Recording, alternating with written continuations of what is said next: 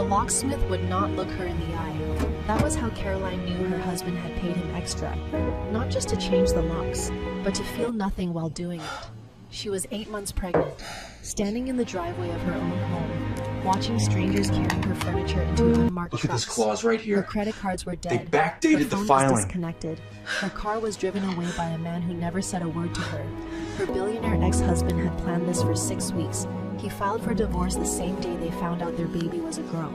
He held her hand at the ultrasounds. He cried tears of joy. The evidence clearly shows that and he Mr. had Pemberton already signed the prioritized papers. profit over He took safety, everything, knowingly the endangering house, countless the money, lives. the future. He left her with one suitcase and a text message that said, "You were never built for this life."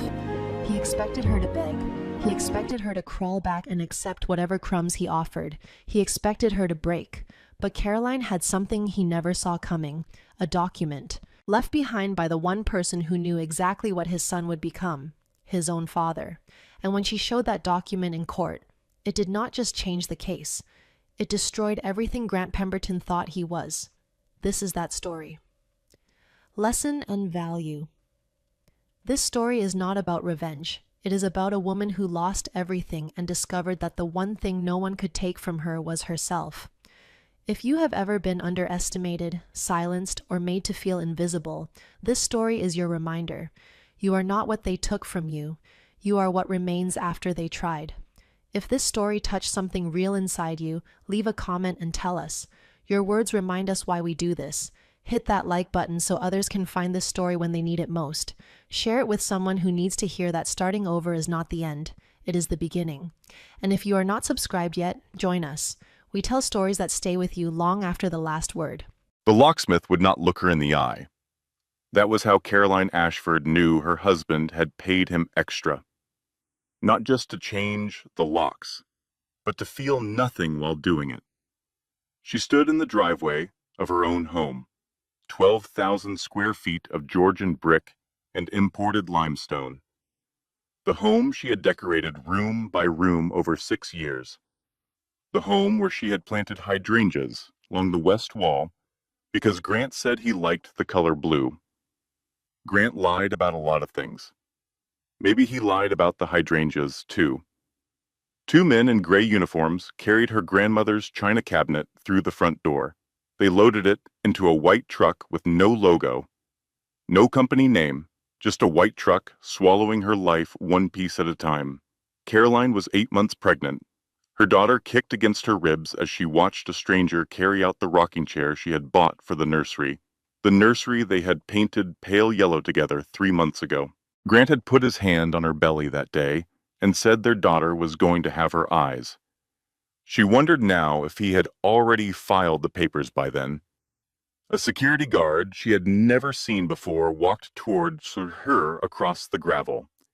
He was young, maybe 25. He held a manila envelope the way someone holds a dead bird, away from his body, like it might contaminate him. "Mrs. Pemberton," he said. "Ashford," she corrected. She did not know why that mattered right now, but it did. He handed her the envelope. Inside were divorce papers, finalized, signed by a judge she had never heard of. The date on the filing was 6 weeks ago. 6 weeks. Grant had held her hand at the ultrasound 6 weeks ago. He had cried when the technician said it was a girl. He had cried, and he had already filed. Caroline's phone buzzed. She looked down. No service. The account had been disconnected. She pressed the home button anyway. Lock, unlock, lock, unlock, lock. The screen glowed and dimmed. Glowed and dimmed. She kept pressing it because stopping meant the silence would win. A black sedan pulled into the driveway. A man in a polo shirt stepped out and walked to her car. Her silver Range Rover, leased under Grant's company. The man did not speak to her. He simply got in, started the engine, and drove it away. She stood in the driveway holding a dead phone and a manila envelope. 8 months pregnant. No car, no house, no money. The July sun pressed down on her shoulders like a hand. The locksmith finished his work. He walked past her to his van. For 1 second, their eyes met. He looked away first. Caroline walked to the neighbor's house. Mrs. Delacroix, 72 years old, a retired school teacher who always waved from her garden. Caroline knocked on the door and asked to use the phone. Her voice was steady. She was proud of that. She called Tessa. Tessa Whitmore arrived in 38 minutes. She drove a Honda Civic that smelled like vanilla air freshener and old scrubs from the hospital. Tessa was a nurse. She was also the only person in the world Caroline trusted completely. Tessa found Caroline sitting on the curb outside the estate, one suitcase beside her. The security guard had let her take one suitcase. Caroline had packed it in 4 minutes. She chose the things that mattered. Baby clothes, her mother's ring, a photograph of her father. She left everything Grant had ever given her. Tessa did not say anything. She picked up the suitcase, put it in the trunk, and opened the passenger door. They drove in silence for 14 minutes. Caroline counted the streetlights. 1, 2, 3. She stopped at 14 because that was when the tears started. Tessa reached over and turned on the radio. Low, just enough sound to fill the space between them. A song Caroline did not recognize. Something soft with acoustic guitar. They were almost to Tessa's apartment when Tessa said quietly, "Caroline, the filing date on those papers." 6 weeks ago, Caroline said. 6 weeks ago was your ultrasound, the one where you found out she was a girl. Caroline pressed her hand against her belly. Her daughter turned inside her, a slow roll like a wave. "He held my hand," Caroline said. "He cried, Tessa. He cried." Tessa's knuckles went white on the steering wheel. She did not respond. Some things do not have responses. At Tessa's apartment, Caroline sat on the couch and stared at the wall. The wall had a small crack in the plaster that looked like a river seen from an airplane. She studied it the way a person studies something when their brain has decided to stop processing anything real. Tessa made tea. Chamomile. She set it on the coffee table and sat beside Caroline without touching her. At 11:47 that night, Caroline's old phone buzzed one final time. A text message that had been queued before the service was cut from Grant. It read, "You will thank me eventually. You were never built for this life." Caroline read it 3 times. Then she set the phone face down on the table. She picked up the cold chamomile tea and drank it in one long swallow. She was not going to thank him. She was not going to beg.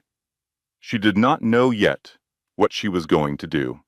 But she knew, with the certainty of a woman who had just lost everything, that Grant Pemberton had made a mistake. He had assumed that taking everything from her meant she had nothing left. He was wrong. She still had herself. The first 3 days at Tessa's apartment moved like syrup, slow and thick and hard to swallow. Caroline slept on the pull-out couch in the living room. The mattress had a spring that pressed into her lower back, which was already aching from the pregnancy. She did not complain. Complaining required energy she did not have. On the first morning, she tried her credit cards. All 4 of them. Declined. She called the banks from Tessa's phone.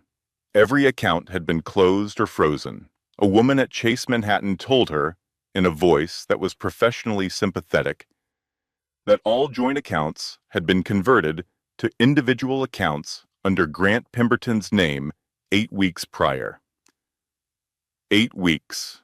He had started this before he filed.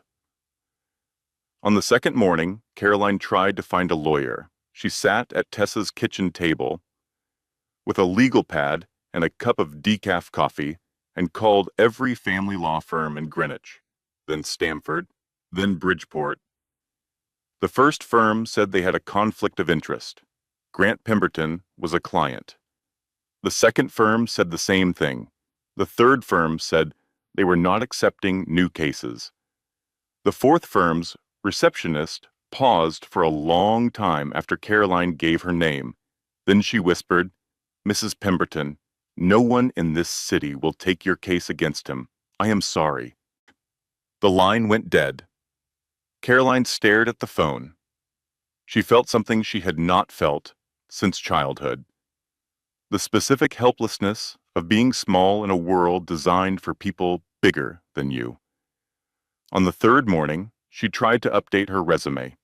She opened Tessa's laptop, created a new document, and typed her name at the top, Caroline Ashford. Then she stared at the blinking cursor. It blinked 11 times per minute. She knew this because she counted for 11 minutes before she closed the laptop. She had not worked in 6 years. She had a law degree from Columbia. She had graduated in the top 15% of her class. She had been offered a position at a firm in Manhattan that handled corporate mergers. The starting salary was $140,000. Grant had convinced her not to take it. Not with force, not with anger, with charm, with logic that sounded like love. Why would you grind away at a desk when we could travel the world together? I want to give you everything, Caro. Let me take care of you. She let him. God help her, she let him. Now she sat in her best friend's kitchen with a blank resume and a baby pressing against her bladder and $0 in her name. That afternoon, Vivian Pemberton called.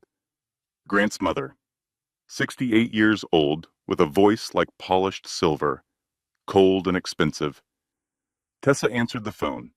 Vivian asked for Caroline. Tessa looked at Caroline. Caroline nodded. Caroline, darling, Vivian said, I understand you are upset. But let us be practical.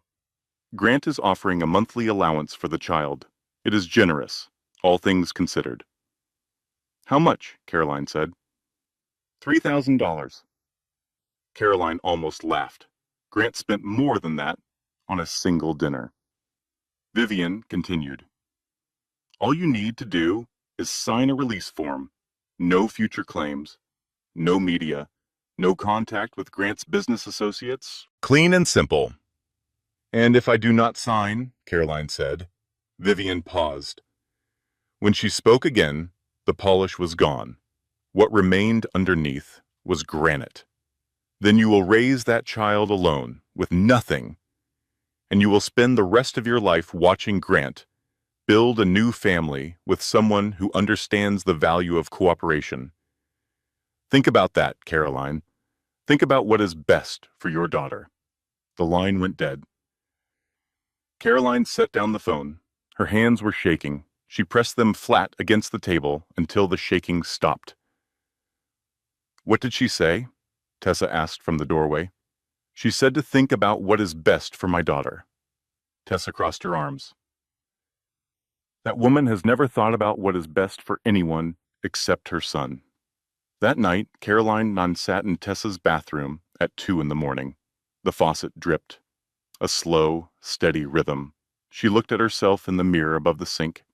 Her face was thinner than she remembered. Pregnancy was supposed to give you a glow. She looked like someone had taken an eraser to her features. She pressed her palm flat against the glass. Her reflection pressed back. I am not crazy, she said to the woman in the mirror. He planned this. Every smile, every kiss on my belly, every time he said our daughter, he was already erasing me. The words hung in the bathroom's fluorescent light. They were true. She knew they were true. But hearing them out loud made them sharper. On the 4th day, a man named Bennett Rhodes called. He had found her through the court system. He was a court-appointed family law attorney, which meant his office was above a dry cleaner on Post Road. His suit had a coffee stain on the left sleeve, and his success rate was modest at best. He was also, as Caroline would later learn, the most stubborn man in the state of Connecticut. Mrs. Ashford, he said, I reviewed your divorce filing. I have some questions. So do I, she said. They met at his office that afternoon. The stairwell smelled like fabric softener and steam. His desk was buried under paper. A photograph of 2 teenage boys sat on the windowsill. His sons, he said. When she asked about their mother, he said, "She got the better end of the deal." Bennett was blunt. "Your prenuptial agreement is, on the surface, ironclad. You signed it without independent counsel at age 26. It grants you nothing in the event of divorce, except personal belongings and a one-time payment of $50,000. "I never received $50,000, Caroline said. "I know, that is one of my questions." He flipped through the filing. 342 pages. Caroline had not read past the first 10. "Your husband's legal team buried something interesting on page 312, Bennett said. He turned the document around so she could see. One line item, highlighted in yellow, a reference to a trust.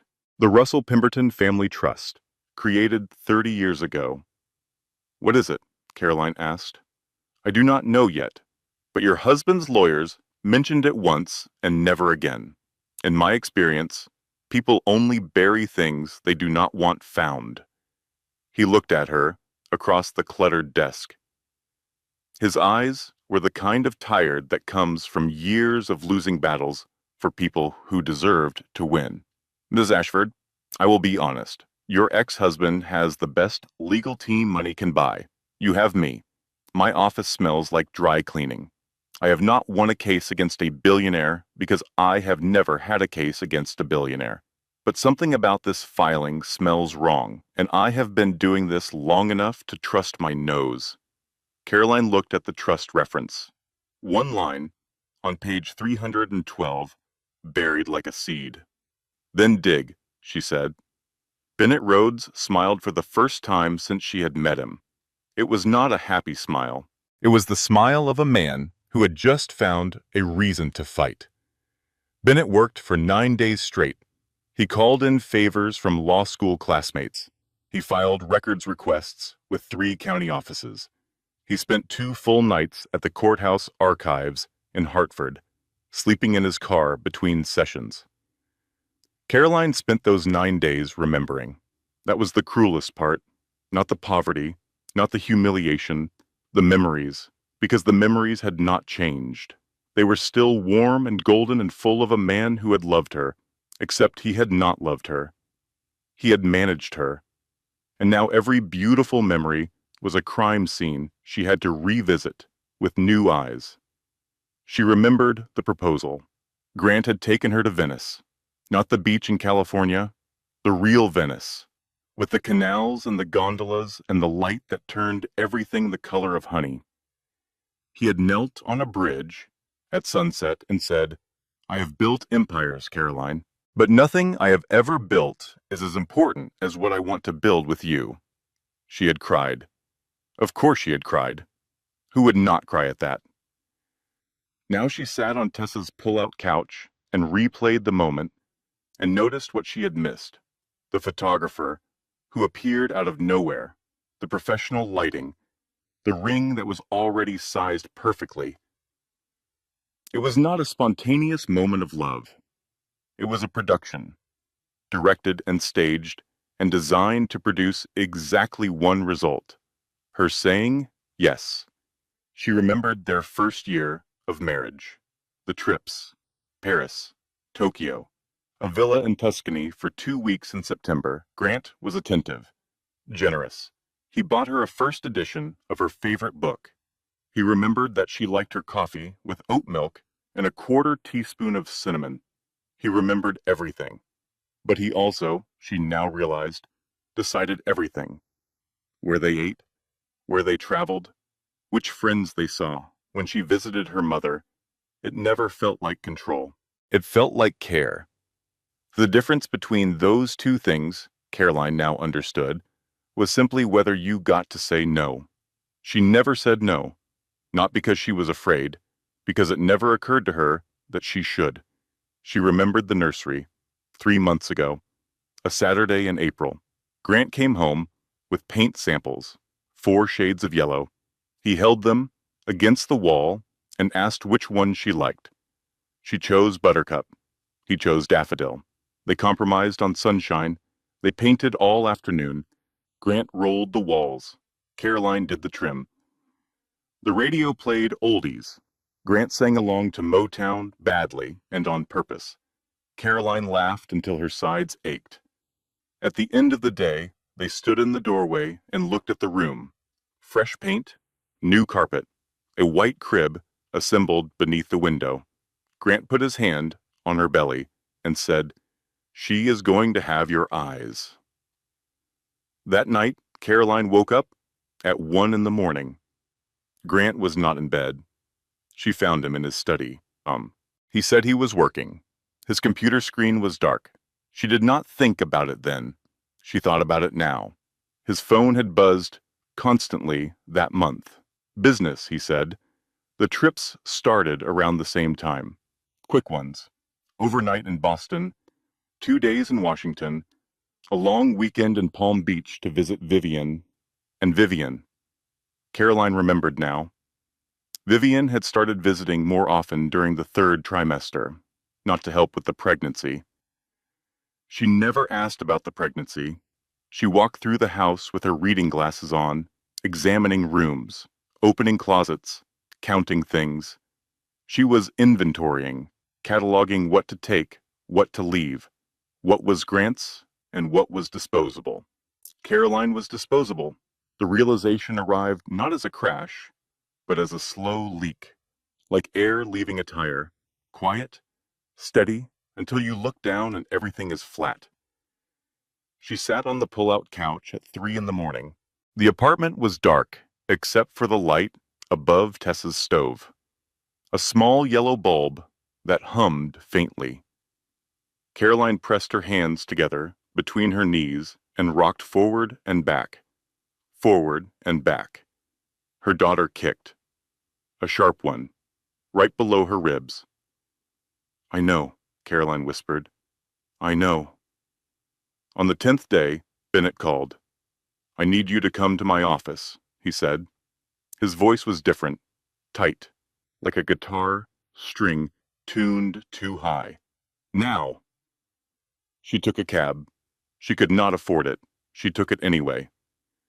Bennett was standing when she arrived, not sitting behind his desk, standing beside the window, holding a single sheet of paper. "I found something," he said.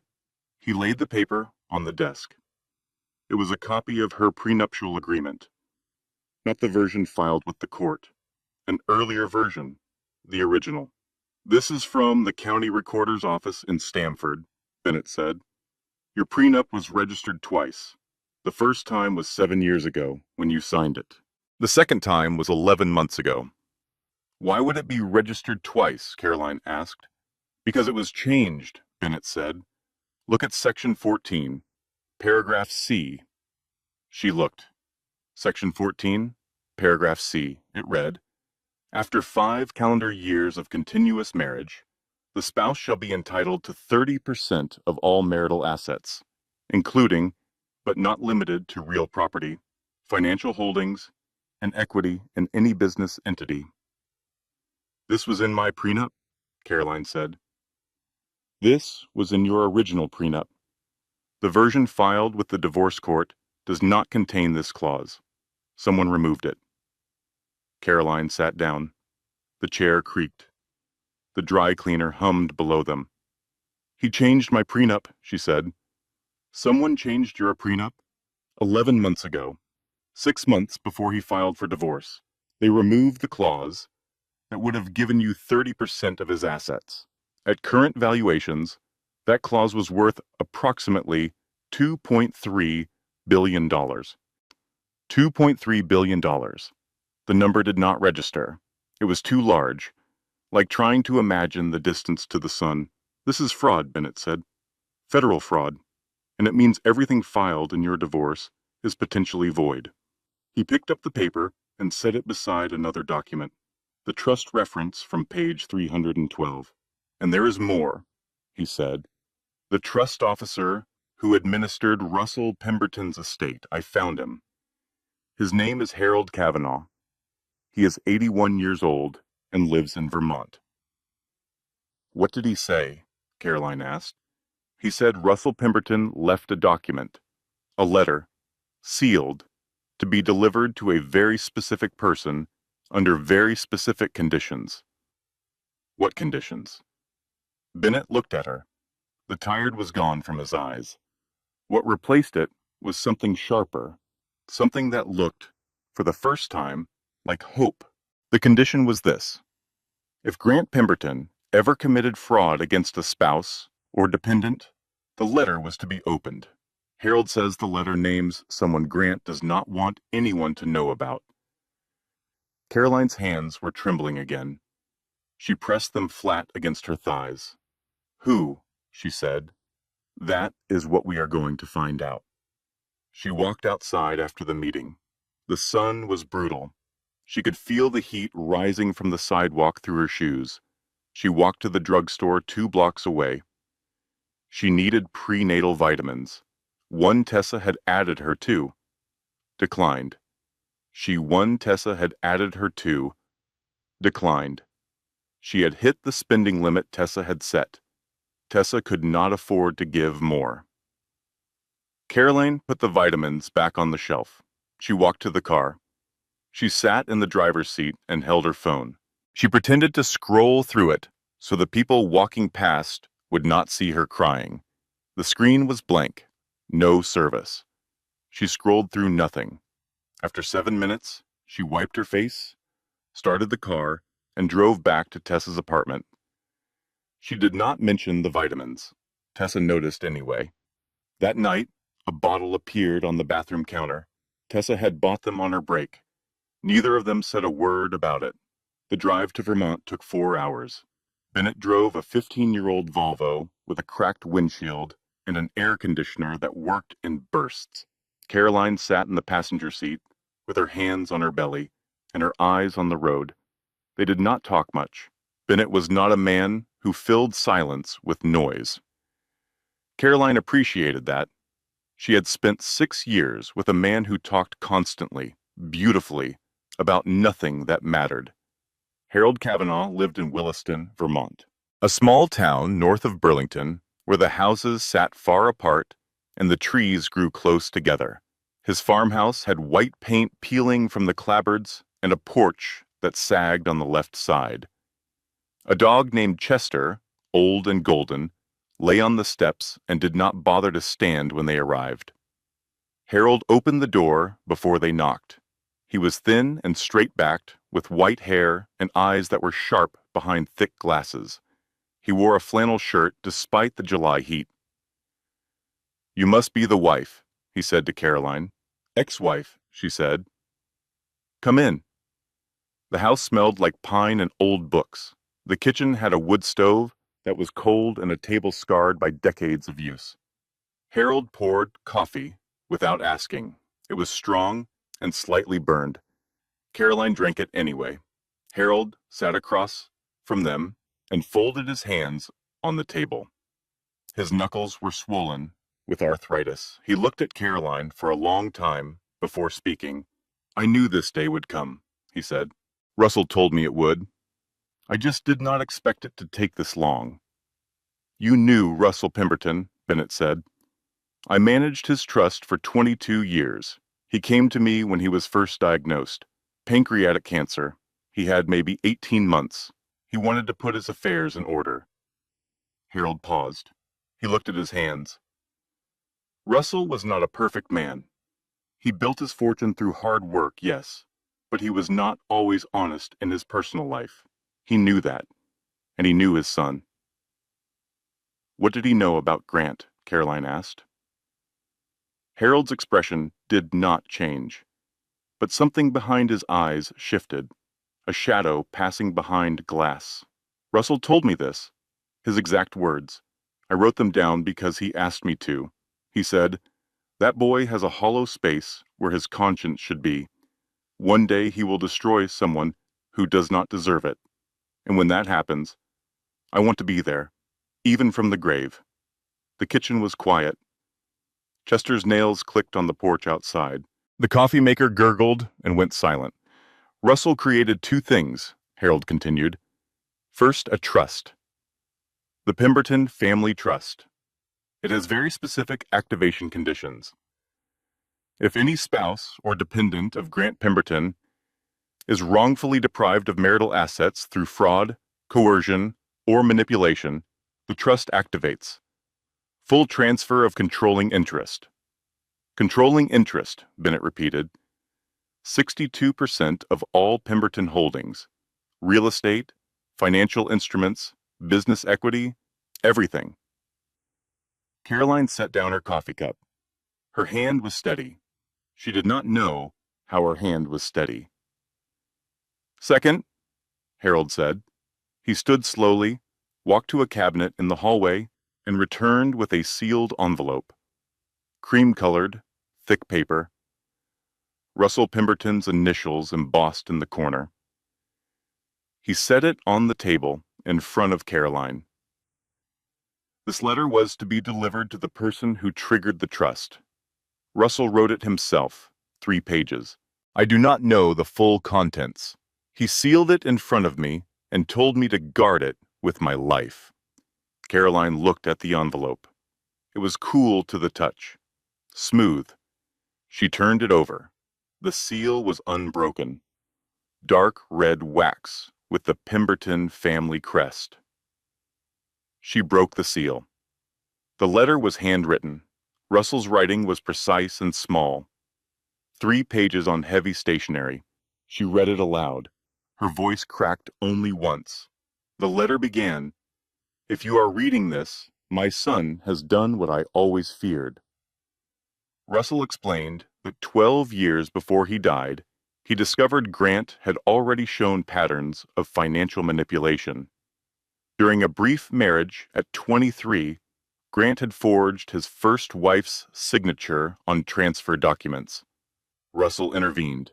He paid off the first wife. He destroyed the evidence. He told himself it was a one-time mistake. It was not. Russell watched his son build an empire of charm and deception. He saw the way Grant treated women, not with cruelty, with calculation. Every relationship was a transaction. Every kindness was an investment. Russell tried to intervene. Grant smiled and said, "Dad, you worry too much." The letter then revealed something that made Caroline stop reading. She stared at the page. The words blurred and reformed. Russell Pemberton had an affair, 40 years ago, with a woman named Colleen Thibodeau, a waitress in Newport, Rhode Island. They had a daughter together. The daughter's name was Margot. Margot Thibodeau, Caroline's mother. The kitchen tilted, not physically, but something in Caroline's perception of the world shifted on its axis. The way a picture looks different when you learn it has been hanging upside down. She kept reading.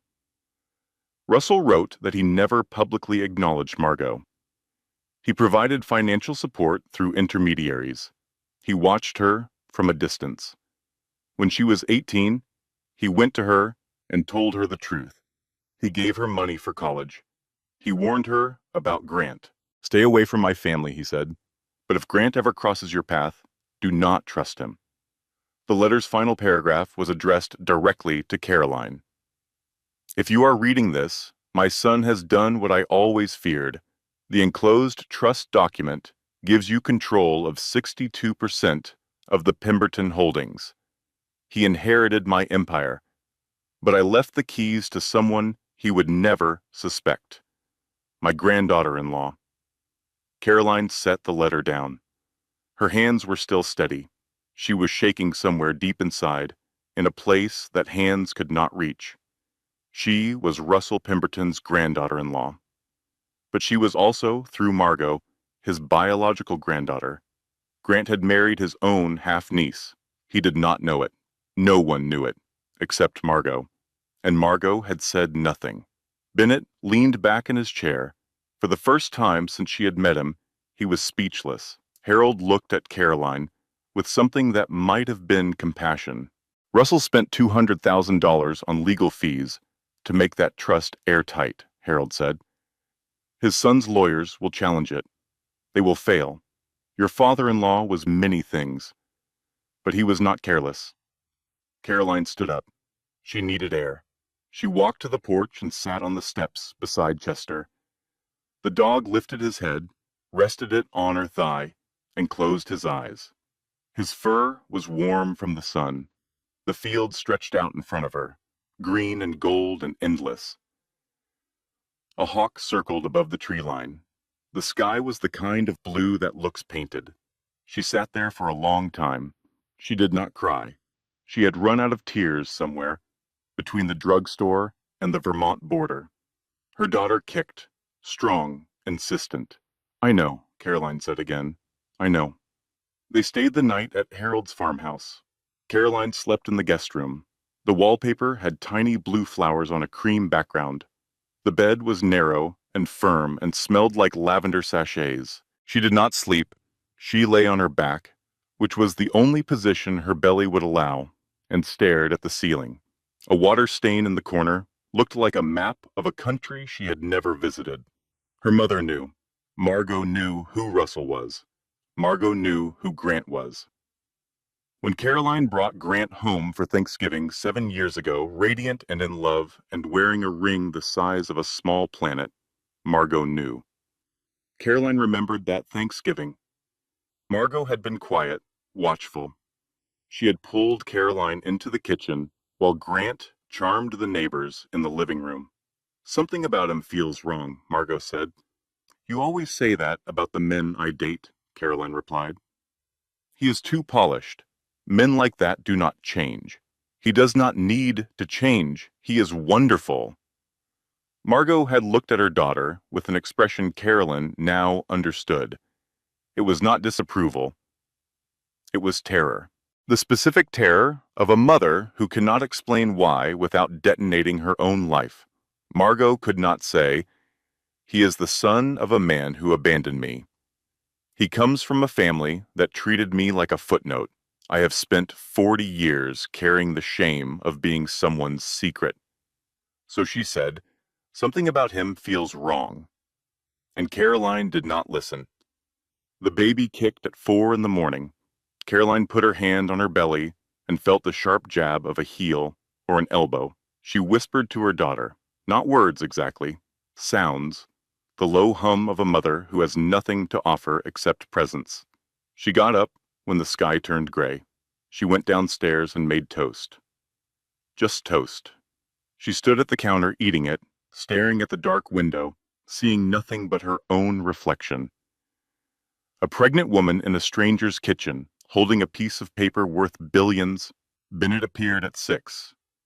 He had not slept either. His eyes were red, and his coffee stain had acquired a twin on the right sleeve. "We need to talk about strategy," he said. They talked over Harold's burned coffee, while Chester snored on the porch. The trust was legitimate. Harold's records, combined with the original prenuptial agreement from the county recorder, created a clear picture. Grant had committed fraud. The trust activation conditions were met. The legal path was there, but Caroline had something else on her mind. "I need to talk to my mother," she said. Bennett nodded. "I think that is wise. But Caroline, be prepared.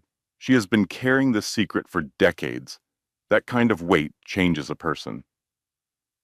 They drove back to Connecticut. The Volvo's air conditioner died permanently somewhere near Brattleboro. They drove with the windows down. The warm air smelled like cut grass and diesel. Back at Tessa's apartment, Caroline called Margot. The phone rang 6 times. 7. 8. "Hello," Margot said. Her voice was cautious. They had not spoken in 2 years, not since Caroline's wedding anniversary, when Margot made a comment about Grant that started a fight that never ended. "I know about Russell," Caroline said. The silence that followed was so complete that Caroline checked to make sure the call had not dropped. "How?" Margot finally said. One word, barely a whisper. "He left a letter. I found it." Another silence. Longer this time. Caroline heard something through the phone. A sound she had never heard her mother make.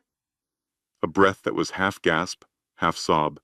The sound of a secret finally escaping the body that held it. Caroline, Margot said. I am so sorry. I know. I wanted to tell you. Every day, I wanted to tell you. I know. When you brought him home, when I saw his face, I knew.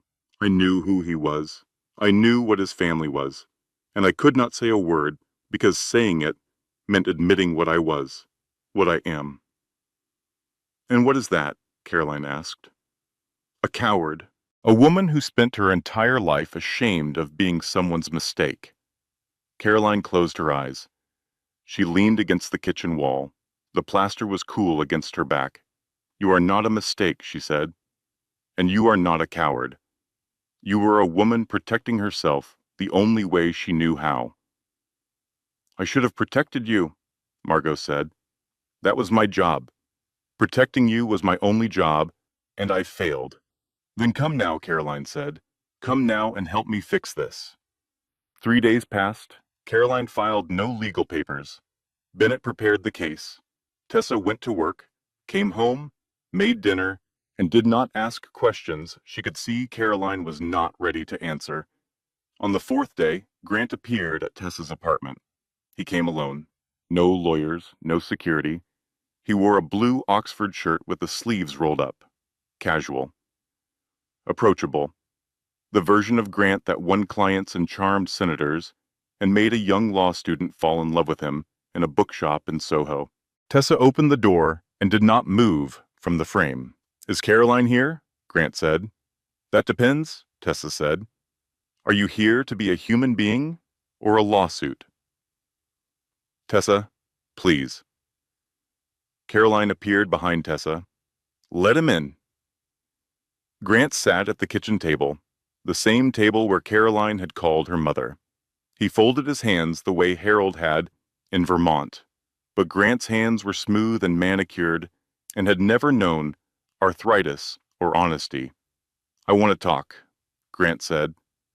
About the baby. About us. I think we can work something out that benefits everyone. You changed my prenup, Caroline said. Grant did not flinch. That was the thing about Grant. He never flinched. His face remained perfectly composed, like a painting of a face. I do not know what you are talking about, he said. Section 14. Paragraph C. 30% of marital assets after 5 years. Someone removed it 11 months ago. Grant's jaw tightened. A small movement. Most people would not notice. Caroline noticed because she had spent 6 years studying this face, learning its moods, its lies. You are being advised by an ambulance chaser with an office above a dry cleaner, Grant said. He is filling your head with conspiracy theories. It is not a theory if there is a paper trail. Grant leaned forward. He lowered his voice. Tessa was in the kitchen doorway, but Grant spoke as if they were alone. Listen to me carefully, Caro. You can fight me, but I will take that baby from you. I have judges. I have lawyers. I have money you cannot begin to comprehend. You have nothing, so smile. Sign what I am giving you, and take the $3,000 a month. Because trust me, it is more than you deserve. Caroline's blood went cold, not with fear, with clarity. The kind of clarity that comes when you finally see someone exactly as they are. She stood up. She walked to the door and opened it. Get out, she said. Grant's composure cracked for a fraction of a second. He was not accustomed to doors being opened for him in this direction. He stood, straightened his shirt, walked to the door. You will regret this, he said quietly. I already regret 6 years. What is one more day? He left. The door closed. The apartment was silent except for the refrigerator humming. Caroline walked to the bathroom. She locked the door. She turned on the faucet so Tessa would not hear. She sat on the tile floor with her back against the bathtub, her hands on her belly. Her daughter moved inside her, a slow, restless turning. I will not let him do this to us, she whispered. I promise. She did not believe it yet, but she said it. And sometimes saying a thing is the first step toward making it true. Bennett filed the motion on a Tuesday, a request to reopen the divorce proceedings based on newly discovered evidence of fraud. the altered prenuptial agreement, the hidden trust, financial discrepancies in the original filing. The response from Grant's legal team was immediate. 4 attorneys, 3 motions to dismiss, a counterfiling alleging that Caroline had stolen proprietary financial data from Grant's company. "They are trying to bury us in paper," Bennett said. "It is their favorite strategy. Overwhelm the other side with billable hours until they run out of money." "I do not have money to run out of," Caroline said. "Exactly, which is why we need to work fast." But fast was not fast enough. Grant's team filed an emergency motion to freeze all trust-related proceedings pending a review of Russell Pemberton's mental competency at the time the trust was created. "They are going to claim he was senile," Bennett said. Was he? Russell Pemberton filed those trust documents 12 years before his death. He also included a cognitive evaluation from 3 independent physicians, all confirming full mental competency. Bennett almost smiled. "Your father-in-law was smarter than your ex-husband." A week after the filing, things accelerated. Vivian Pemberton invited herself to a charity luncheon at the Greenwich Country Club. Caroline was not invited, but she went anyway. She wore the only dress that still fit over her belly, a navy blue wrap dress Tessa had bought at a consignment store. Her shoes were scuffed. Her hair was pulled back in a simple knot. She looked exactly like what she was, a woman who had been stripped of everything except her spine.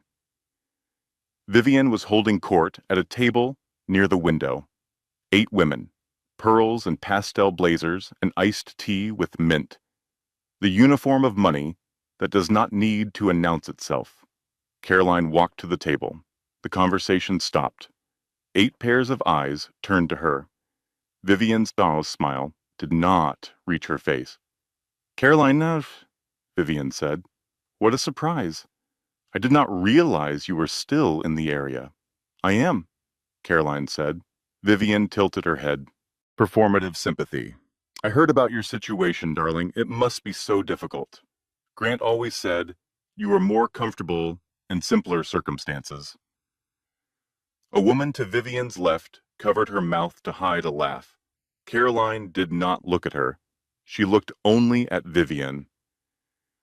"Your husband created that trust for a reason, Vivian, and I think you know exactly what that reason was." The table went silent. Not the polite silence of a pause, the airless silence of a vacuum. Vivian's face changed. For exactly 2 seconds, the mask fell. What was underneath was fear, raw and undiluted. Then the mask returned. "I have no idea what you are talking about," Vivian said.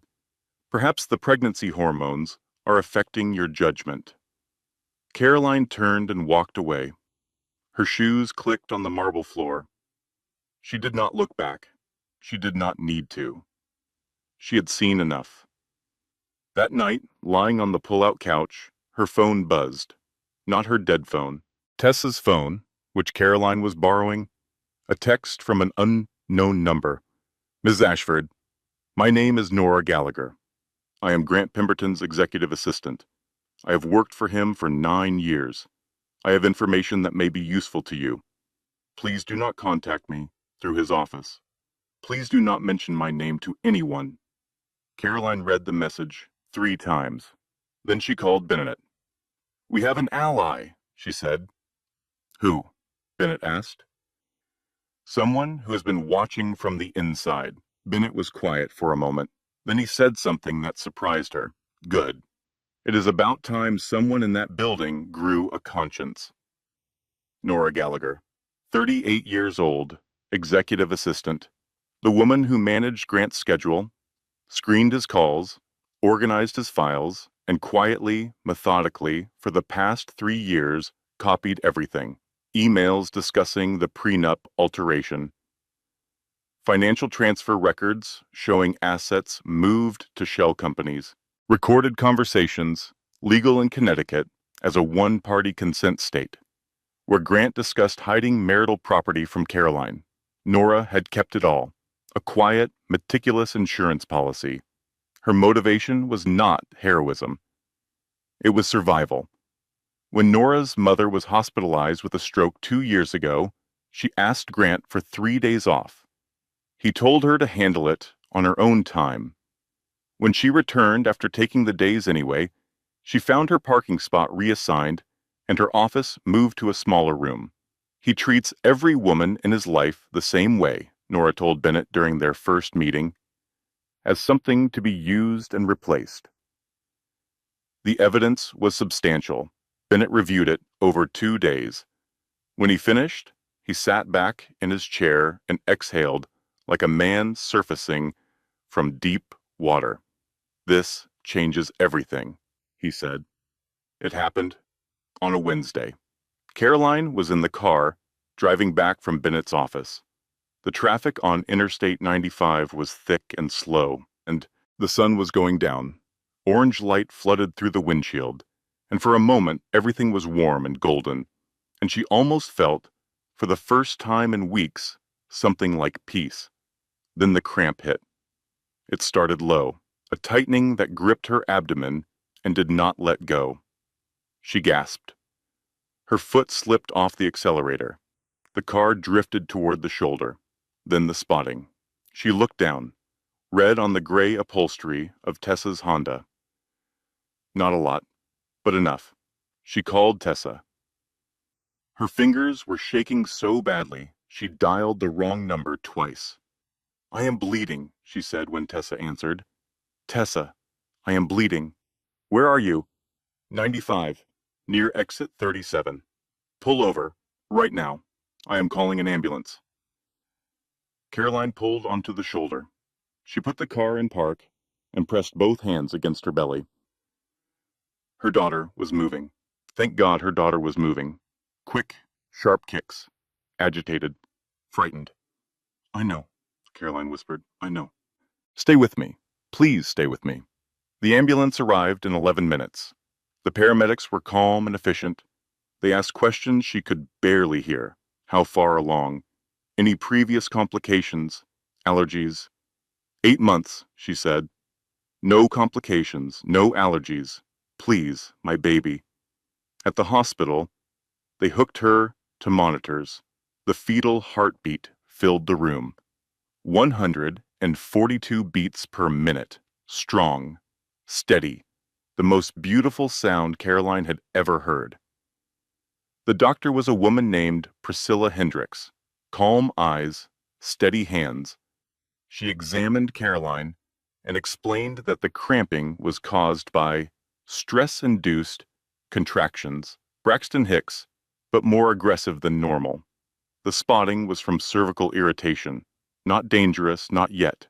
But you need to rest, Dr. Hendricks said. Your body is telling you it has reached its limit.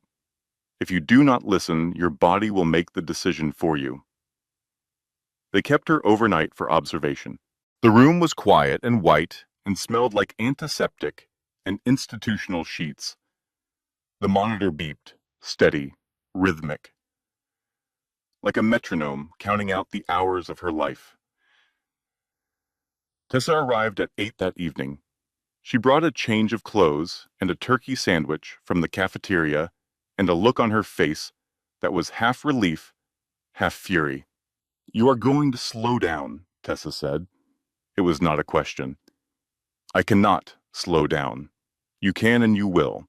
Because if you end up on bed rest, or worse, you will not be able to fight Grant from a hospital bed."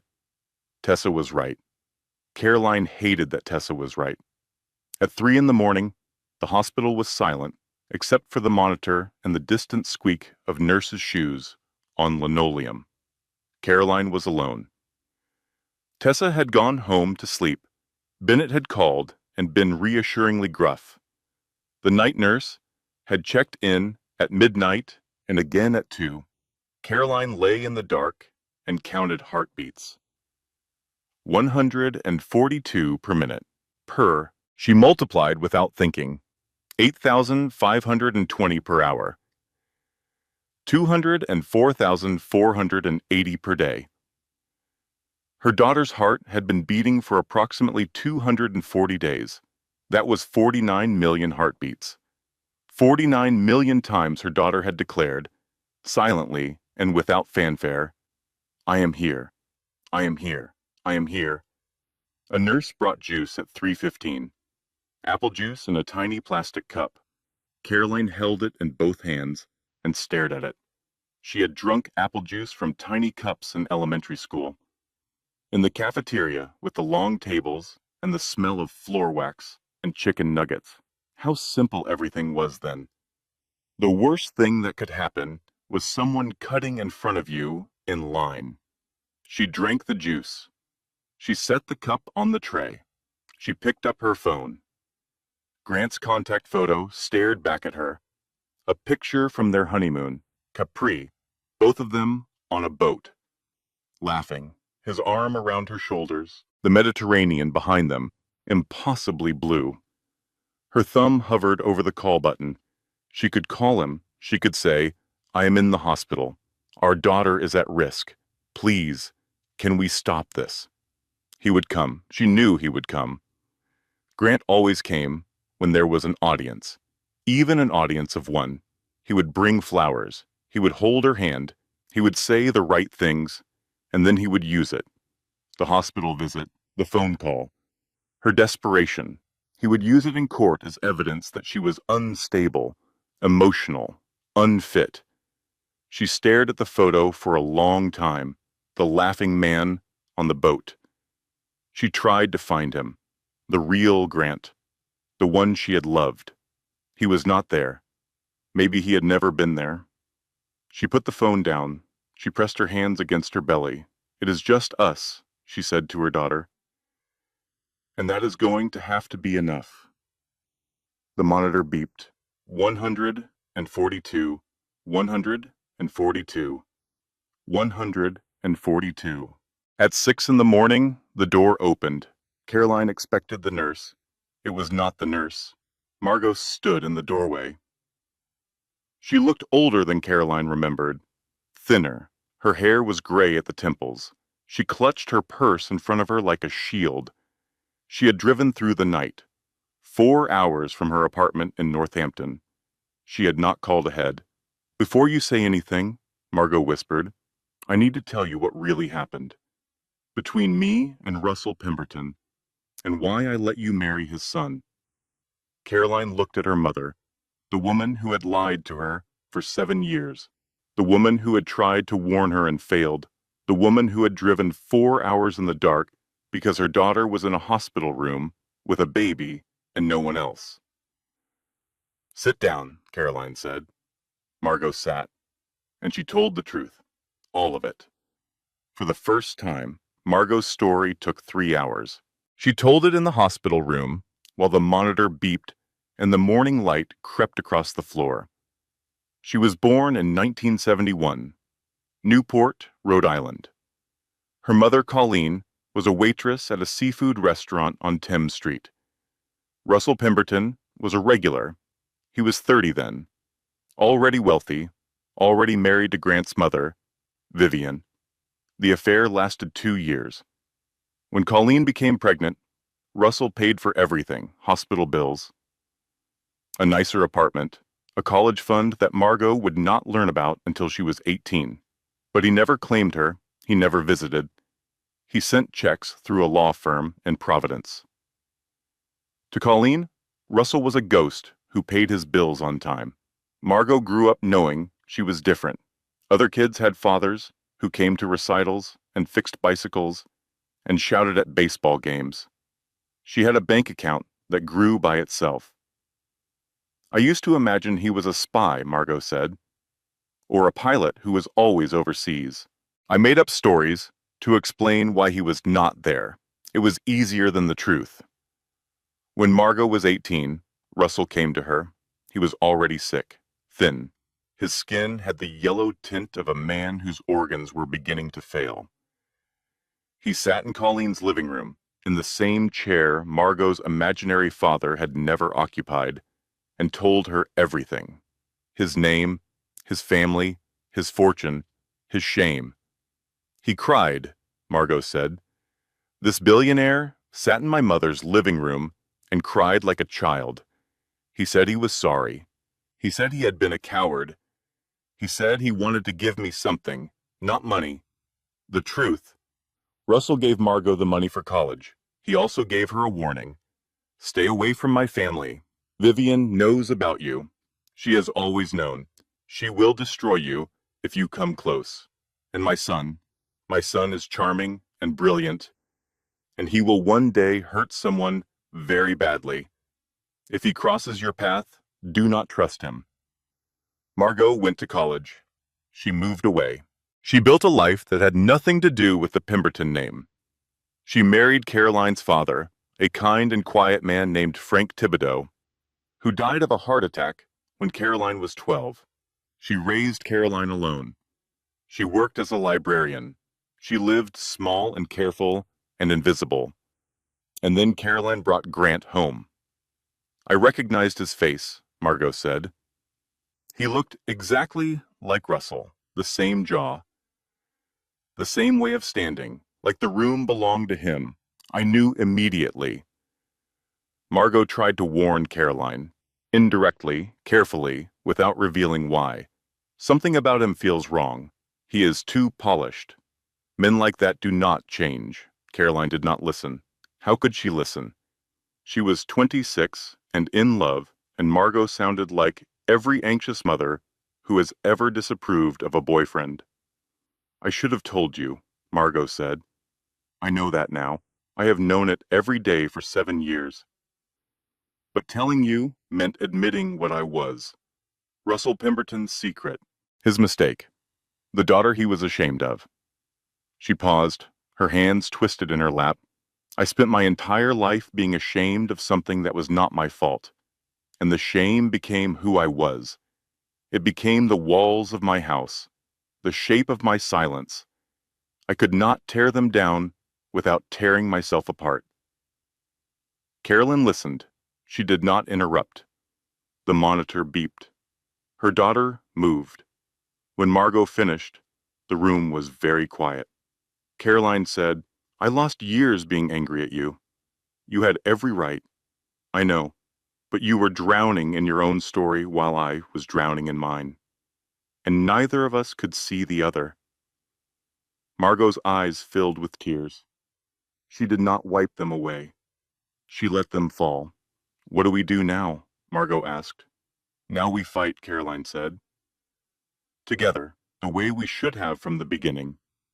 They did not say, I love you. They did not need to. Margot held Caroline's hand while the fetal monitor beeped, and the silence between them was not empty. It was full of everything they had not said for 7 years, full of everything they would say in the years to come. Margot fell asleep in the hospital chair around noon, her head tilted to the side, the same way it always did. On the couch during Saturday movies, when Caroline was little, in the car on road trips, on the bleachers at Caroline's high school graduation. Caroline watched her mother sleep and thought, we are all just people, broken and scared and trying to protect the ones we love, and failing at it constantly and trying again anyway. Caroline left the hospital 2 days later. The doctor cleared her with strict instructions. Rest, hydration, no stress, as if stress were something you could set down like a bag. The next 4 weeks were the busiest of Caroline's life. Bennett filed the amended motion with the new evidence. Nora's records, the original prenuptial agreement, the trust documentation authenticated by Harold and 2 independent estate attorneys, the financial transfer records showing assets hidden in shell companies. Grant's legal team fought back. Motions, counter-motions, depositions. They challenged every piece of evidence. They challenged Harold's competency. They challenged Nora's credibility. They challenged Bennett's standing. Bennett fought them all, one by one. In his rumpled suit, with coffee stains on both sleeves, in his office above the dry cleaner, he dismantled their objections with the methodical patience of a man who had been underestimated his entire career. Caroline, meanwhile, began to remember who she was before Grant Pemberton. She studied, not for the bar exam, not yet. But she read law journals, case studies. She sat at Tessa's kitchen table with a legal pad and taught herself about trust law and fiduciary duty and fraud statutes. Her mind, which had been dormant for 6 years, woke up hungry. She ran. Every morning at 6, slowly, carefully, with her belly leading the way, around the block, then 2 blocks, then a mile. She did not run to get fit. She ran to feel her body move through space, to feel herself occupying the world again. She cooked dinner every night. Simple things: pasta, salad, soup. She cooked because cooking was an act of creation, and she needed to create something, anything, even if it was just spaghetti with garlic and olive oil. Tessa watched this and said one evening, "You know what scares me?" "What?" Caroline said, stirring the sauce. "You are not angry anymore." Caroline considered this. The sauce bubbled. The kitchen smelled like garlic and basil and something else. Something new. "No," she said. "I am not angry anymore. That is what scares me." Caroline smiled. It was small. It was real. It should scare him too. The hearing was scheduled for a Thursday in September, 2 weeks before Caroline's due date. Bennett had argued for an expedited timeline based on the pregnancy and the urgency of the financial fraud allegations. Judge Dorothy Kincaid agreed. The courthouse was federal, white marble, high ceilings, the kind of building designed to make human beings feel small. Caroline had been in courthouses before, during law school. She knew the architecture was intentional. Justice was supposed to feel larger than any individual. Grant arrived first. 4 attorneys in matching navy blue suits, Italian shoes, leather briefcases that cost more than Bennett's car. They moved through the lobby like a formation. Practiced, precise. Grant wore a charcoal suit with a white shirt open at the collar. No tie. It was a calculated choice. The tie said power. The open collar said reasonable. Grant was always calculating. Caroline arrived with Bennett and Margot. Bennett's suit was new. Not expensive, but new. He had gotten a haircut. His briefcase was old leather, scratched and softened by years of use. He carried one folder, against 4 attorneys and 12 boxes of documents. Caroline wore a simple black dress. Her belly was prominent. Her hair was down.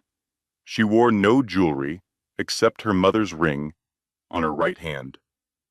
Margot sat in the gallery. She wore a blue blouse she had ironed that morning. Her hands were folded in her lap. She looked at no one except her daughter. Tessa sat beside Margot. She had taken the day off work. She was wearing scrubs because she had come straight from a night shift. She did not care. She was there. Judge Dorothy Kincaid entered at 9:15. She was 62 years old, with silver hair and reading glasses she wore on a chain around her neck. She had presided over the family court division for 18 years.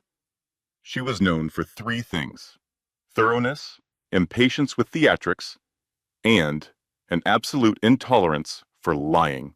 This hearing concerns the motion to reopen the divorce proceedings of Pemberton versus Ashford, Kincaid said. Based on allegations of fraud in the original prenuptial agreement and newly discovered trust documentation. Mr. Rhodes, you may proceed. Bennett stood. He buttoned his jacket. He opened his single folder. Your Honor, I will keep this brief because the evidence is straightforward. He presented the 2 versions of the prenuptial agreement. The original, registered 7 years ago, with the 30% clause. The altered version, re-registered 11 months ago without it. He presented the trust documentation, Harold's authentication, the independent estate attorney's verification, the chain of custody from Russell Pemberton's original filing to the present day. He presented Nora Gallagher's records, the emails, the financial transfers, the recorded conversations. Grant's lead attorney, a man named Douglas Fairmont, objected 17 times. Judge Kincaid overruled him 14 of those times. The other 3 she sustained, but noted her reservations. The evidence took 2 hours to present. When Bennett finished, the courtroom was very quiet.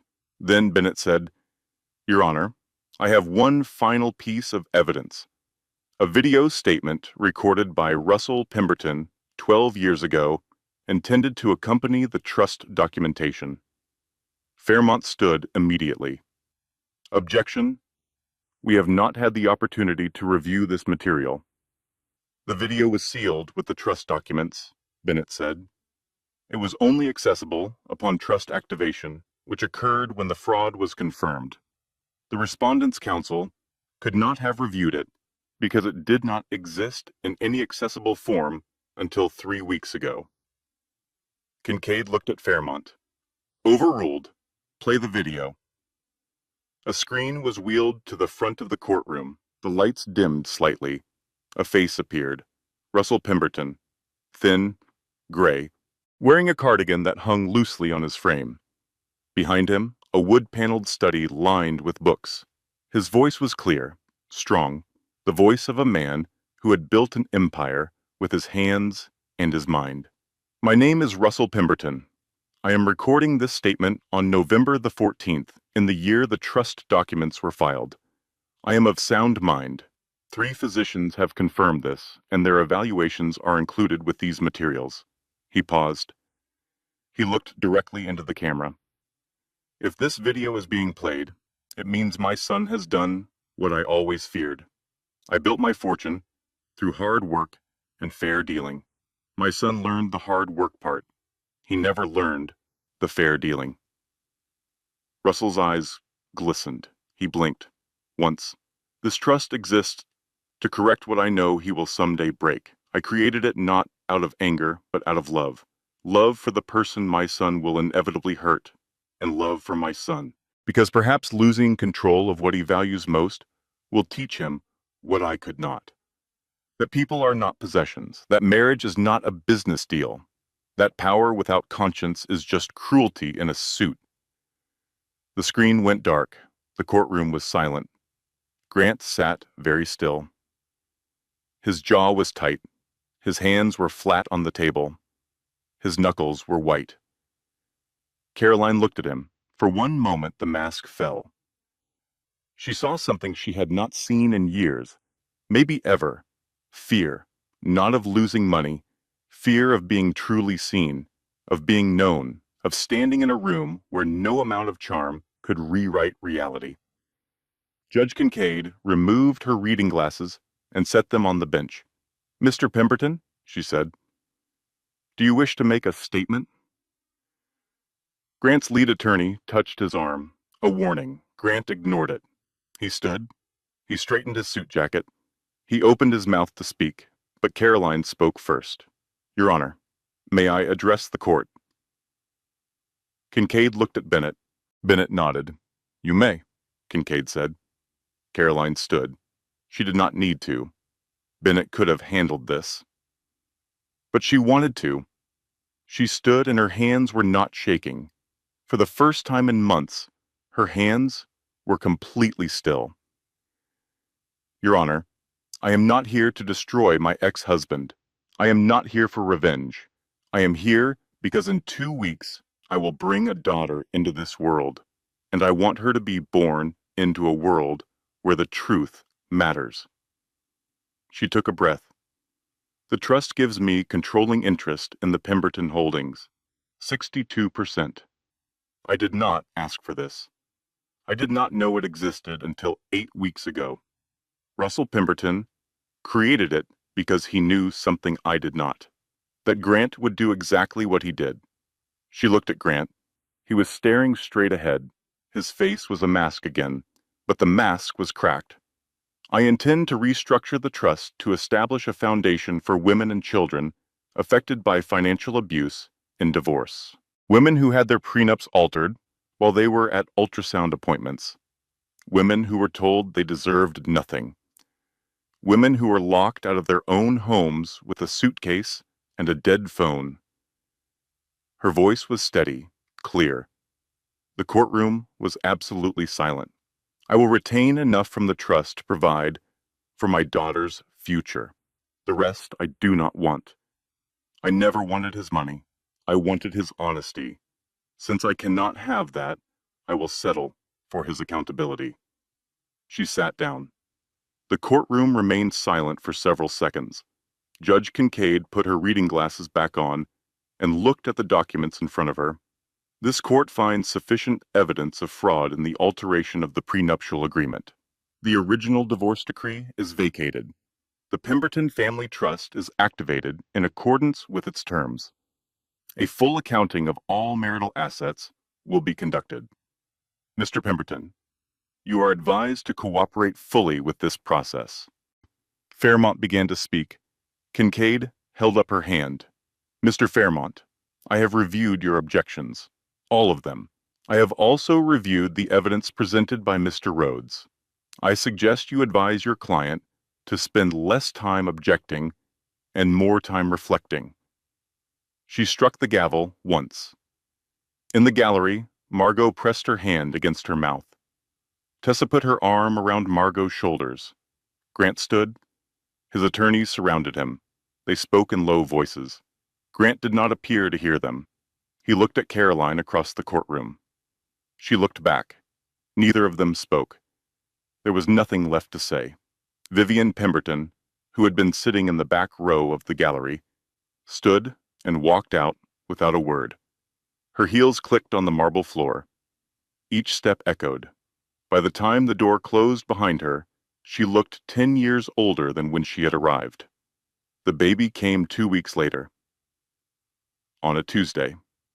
The most ordinary day of the week. Caroline's water broke at 4:17 in the morning. She was in bed at Tessa's apartment. She opened her eyes to the darkness and the dampness and the sudden, overwhelming certainty that everything was about to change. Tessa drove her to the hospital.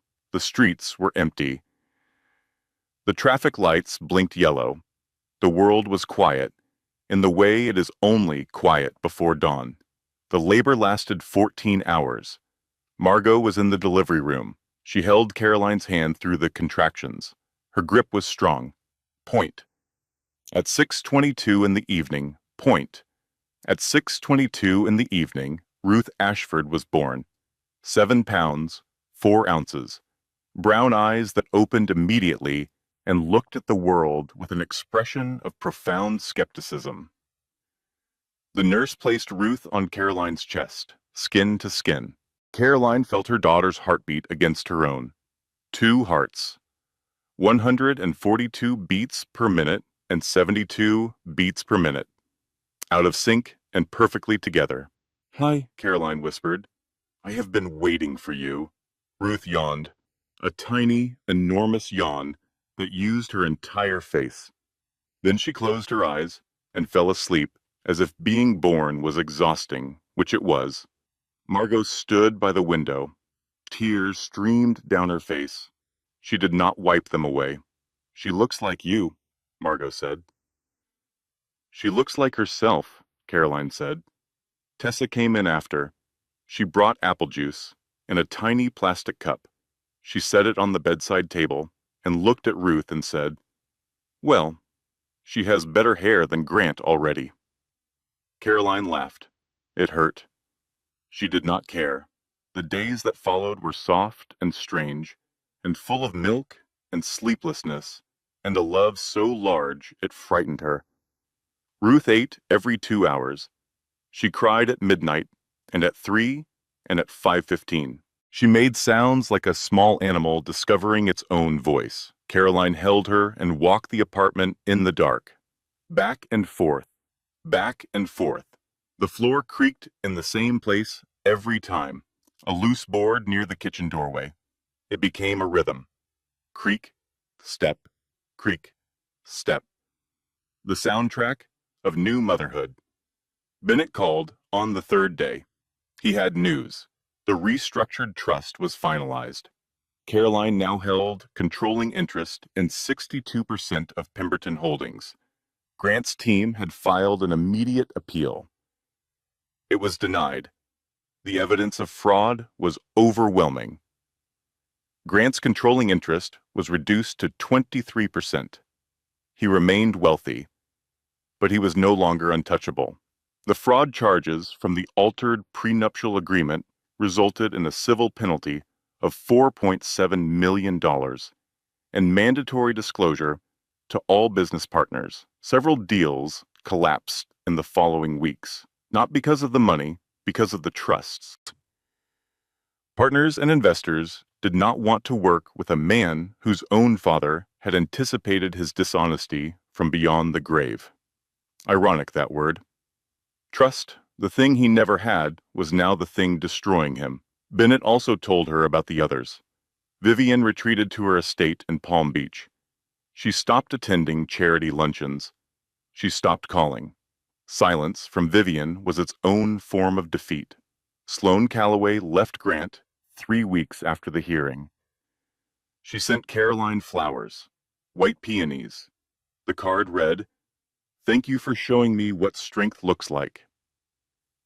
Caroline put the flowers on the kitchen table. She looked at them for a long time. Then she called Sloane and said, "Strength is not what it looks like in a courtroom. Strength is leaving before he convinces you to stay." Nora Gallagher resigned from Pemberton Holdings the day after the ruling. She used her savings to start an executive consulting firm. She specialized in organizational ethics. Her first pro bono client was the foundation Caroline was building. Bennett Rhodes, for his part, bought a new suit. Then he took on 3 more cases like Caroline's, women who had been financially erased by men with more power and fewer scruples. He handled all 3 pro bono. When Caroline asked him why, he said, "Because my office is still above a dry cleaner, and I still cannot afford Italian shoes. But I can afford to do the right thing. That has always been the cheaper option." Margot moved to a small apartment in Stamford, 20 minutes from Tessa's place. She came over on Sundays. She held Ruth while Caroline cooked. They did not talk about Russell. Not yet. That conversation would come. But for now, they talked about smaller things. The weather, a book Margot was reading, a recipe for lemon chicken that Margot's mother used to make. The conversations were careful, like walking on a frozen lake. Each step tested before weight was applied. But they were happening, and each one melted the ice a little more. One Sunday, while Margot was feeding Ruth a bottle, she looked up at Caroline and said, "She has your stubbornness." "She has your eyes," Caroline said. "Russell's eyes," Margot corrected quietly. They looked at each other, a long look. "The kind that holds years. Maybe that is not such a bad thing," Caroline said. Margot smiled. It was small. It was real. 6 weeks after Ruth was born, Caroline moved into her own apartment. Small. 2 bedrooms. On the 3rd floor of a building in downtown Stamford. The elevator was slow, and the hallway smelled like someone's cooking, and the windows faced east. East, toward the morning. She stood in the doorway on the first day and looked at the space, empty except for a few pieces of furniture Tessa had helped her find. A couch from a second-hand store, a kitchen table from a yard sale, Ruth's bassinet, the one Margot had bought, placed beneath the window where the morning light would fall. The apartment was small. It was hers. Caroline carried Ruth inside and set the bassinet down. Ruth was asleep. Her fists were curled against her chest. Her mouth made small movements, as if she were dreaming of milk. Caroline sat on the floor, not because there was nowhere else to sit, because the floor felt solid, real. She pressed her palms against the hardwood and felt the grain beneath her fingers. This was hers, this floor, this light, this life. The first morning in the new apartment, Caroline woke up at 5. Ruth was still asleep. A miracle. Caroline made coffee. She stood at the kitchen counter and watched the sky turn from gray to pink to gold. Her phone buzzed, a text from an unknown number. She almost ignored it. Unknown numbers had brought her nothing good in the past 3 months. She read it anyway. Ms. Ashford, my name is Diane. I am married to a man like yours. I heard about what you did. I need help. I do not know where to start. Caroline set down her coffee. She read the message again. Then once more, she thought about the woman on the other end of that message, sitting somewhere. In a kitchen, maybe, or a car, or a bathroom with the faucet running, holding a phone and waiting for a reply from a stranger because she had no one else to ask. Caroline typed back, slowly, carefully, the way you write something that matters. Start by knowing you are not crazy, and you are not alone. She sent it. She put the phone down. She picked up Ruth, who had begun to stir. She held her daughter against her chest and stood at the window. The apartment smelled like coffee and clean laundry and something else. Something she could not name at first. Then she knew. It smelled like morning, the real kind, the kind that comes after the longest night. Ruth opened her eyes, brown and clear and absolutely fearless. Good morning, Caroline said. The sun came through the window. It fell across the floor in long yellow stripes, like the nursery they had painted in a house that was never hers. But the yellow was different now. It was not buttercup or daffodil or sunshine. It was just light, and it was enough. Caroline did not win because she had a document. She won because she stopped letting someone else write her story. The document was proof, but the proof had always been inside her, in the woman who sat on a curb with one suitcase and refused to break, in the mother who whispered promises to her daughter, in a bathroom with the faucet running, in the voice that said to a courtroom full of strangers, I never wanted his money. I wanted his honesty. Grant Pemberton took everything from her, her home, her money, her name, her peace. He could not take the one thing that mattered, her. She was still here. She would always be here. And the morning was just beginning. Closing disclaimer. All content on this channel is carefully researched, developed, and manually edited by our team to deliver meaningful stories with real emotional value and life lessons for our audience.